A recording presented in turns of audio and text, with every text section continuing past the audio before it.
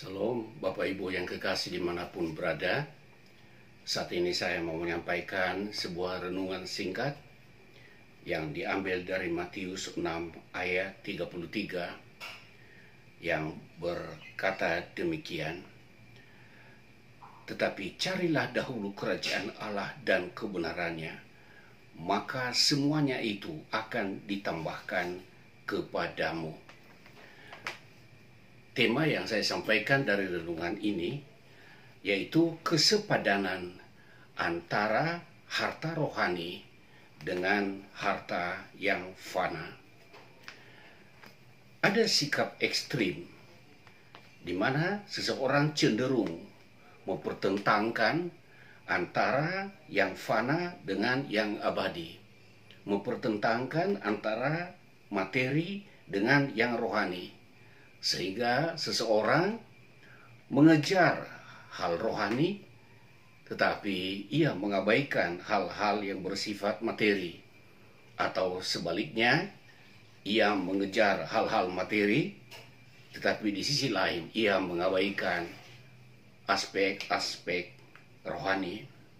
Saudaraku yang kekasih, apakah ada manusia di bumi ini yang dapat berjalan dengan rohnya saja atau dengan jiwanya saja tanpa ada tubuh jasmani?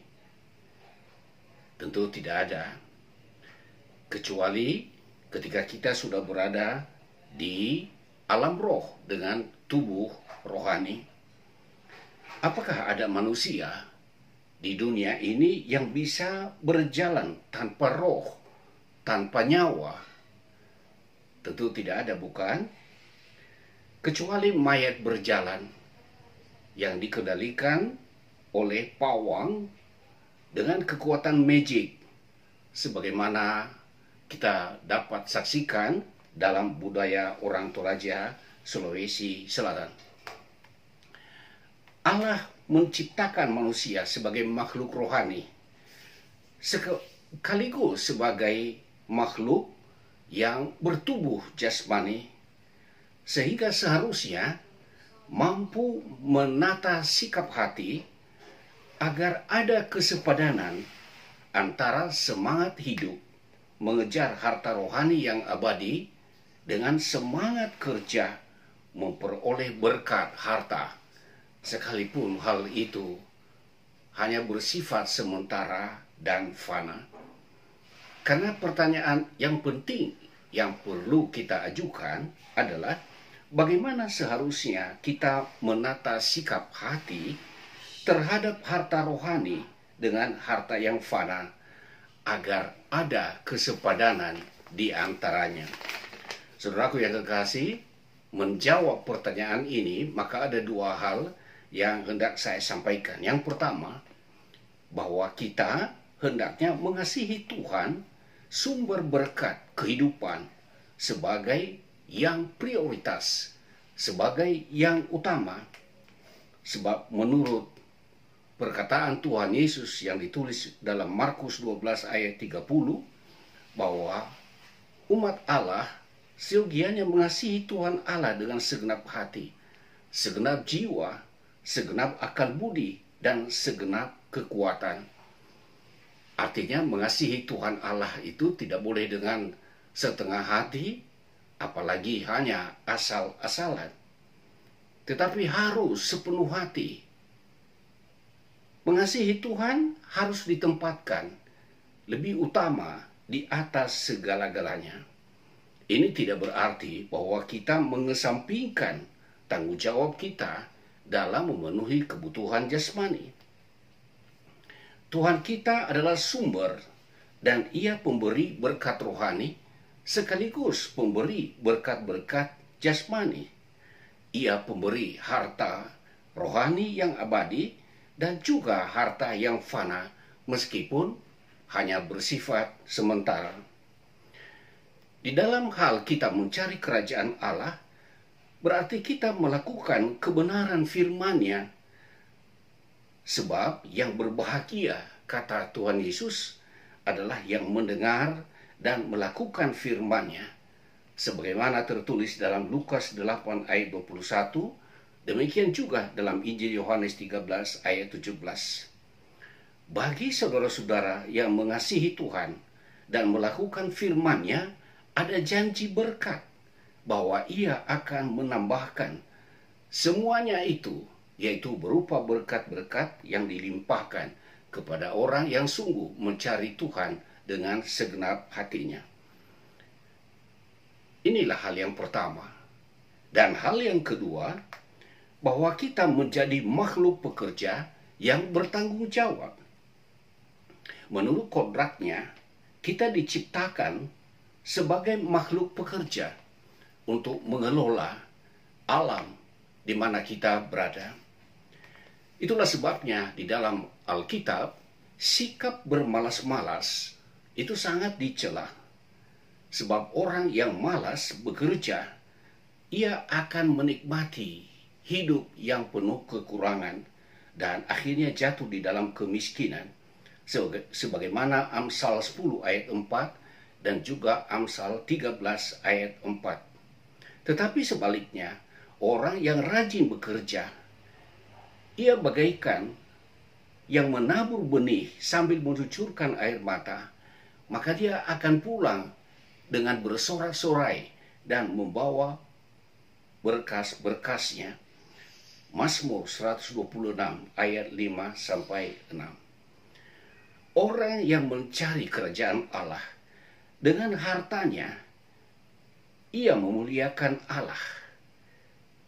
Dan ia juga menjadi penyalur berkat bagi sesama yang membutuhkan. Dengan harta rohani yang melimpah, ia tahu bagaimana berempati dan menjadi saudara bagi mereka yang sedang berkekurangan. Saudaraku yang kekasih, contoh sikap yang ekstrim itu nampak dalam perumpamaan yang disampaikan oleh Tuhan Yesus sebagaimana dicatat dalam Lukas 12 ayat 16 sampai 21, yaitu tentang orang kaya yang bodoh. Orang kaya itu dia berlimpah-limpah harta kekayaannya, sehingga ia berkata, "Aku berkata kepada jiwaku, ada padamu banyak barang, tertimbun untuk bertahun-tahun lamanya. Beristirahatlah, makanlah, minumlah, dan bersenang-senanglah." Tetapi firman Allah kepadanya, "Hai engkau orang bodoh, pada malam ini juga jiwamu akan diambil daripadamu, dan apa yang telah kau sediakan, untuk siapakah itu nanti?" Demikianlah jadinya dengan orang yang mengumpulkan harta bagi dirinya sendiri, jikalau ia tidak kaya di hadapan Allah. Dapat dikatakan bahwa orang kaya yang bodoh ini, ia bekerja sekuat tenaga untuk mencari harta, tetapi ia mengabaikan hal penting dalam kehidupannya, bahwa harta benda yang diperolehnya tidak akan menyertai dia menyeberang kematian, hanya bersifat sementara. Dan ternyata di hadapan Allah, dia orang yang miskin. Saudaraku yang kekasih, tentu kita tidak mau menjadi seperti orang bodoh ini, bukan? Seyogianya kita menghendaki agar kita diberikan berkat kelimpahan secara jasmani, tetapi juga kita memiliki kekayaan secara rohani di hadapan Tuhan. Harta benda memang tidak ada yang dibawa tatkala maut menjemput. Sedangkan harta rohani yang abadi menyertai kita di dunia ini. Bisa kita manfaatkan selama kita berada di dalam dunia ini.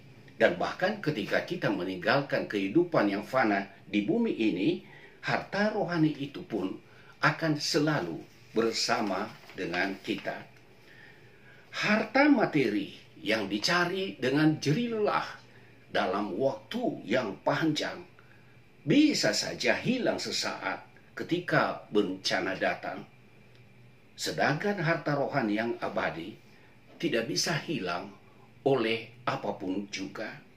Saudaraku yang kekasih, orang yang punya harta rohani memiliki kesukaan untuk memakai hartanya memuliakan Tuhan, dan menjadi berkat bagi sesama.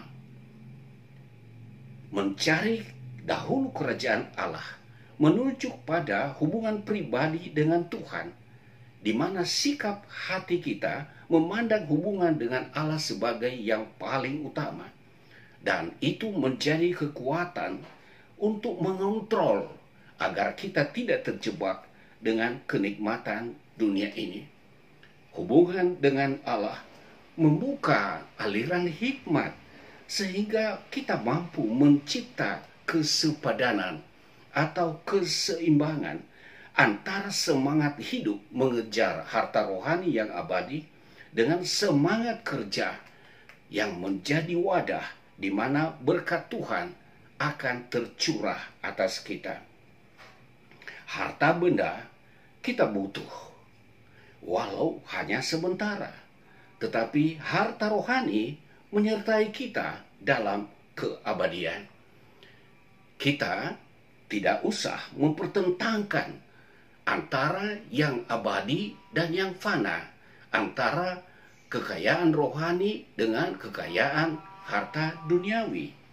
Tetapi kita justru menata sikap hati kita sehingga kita bersikap bijaksana dan menjadikan keduanya bagaikan pasangan yang sepadan antara harta rohani dan harta jasmani, sehingga keduanya saling melengkapi, meneguhkan.